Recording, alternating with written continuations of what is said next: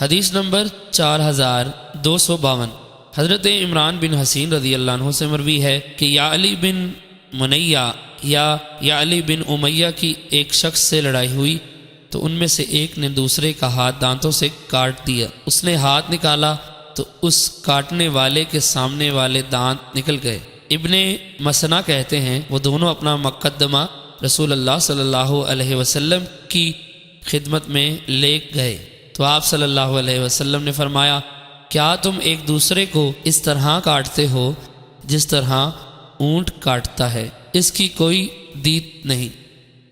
حدیث نمبر 4253، امام مسلم نے اور سند کے ساتھ نبی اکرم صلی اللہ علیہ وسلم سے اس کی مثل حدیث روایت کی ہے۔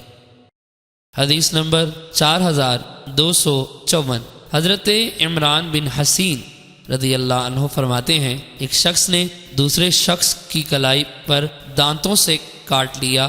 اس نے اپنا بازو کھینچا تو اس کے سامنے کے دانت گر گئے۔